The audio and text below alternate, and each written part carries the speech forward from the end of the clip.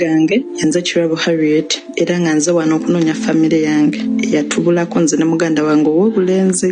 Twali nga tubeera Kyebando era mama waffe olunaku lwakyalumu n'afuna koolo ne bamukubira nti mama we yali afudde. Era mama waffe yatuleka ewa neighbor. Nze nalina emyaka 2, muganda wange yalina emyezi 8. Bwe yatuleka awo n'agamba neighbor agenda kukomawo. Neighbor yalinda omuntu eyagenda wiiki eyasooka nga takomawo. Ne bagezaako mukubira ku ssimu naye nga teyitamu. Ne bamulinda wiiki ey'okubiri mwezi mulamba nga takomawo. Ebbanga lyayitawo ddala.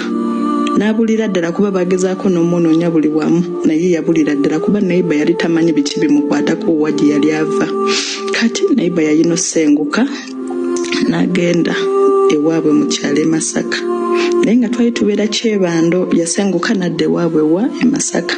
Kati ne tukula ebbanga ne liyita engeri gye yatulekanga mama waffe gye yatulekanga tukyali baana bato.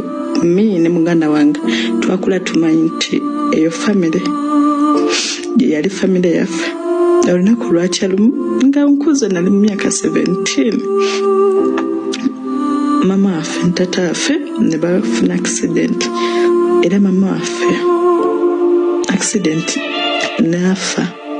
But before nga tannafa yanyumiza this story yaginyumizayo n'abingamba byonna ebyatuukawo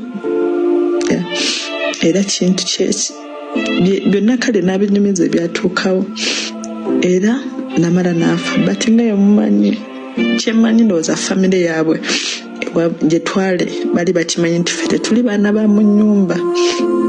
Era mama waffe yafa wayitawo ebbanga ttini ne taata n'afa.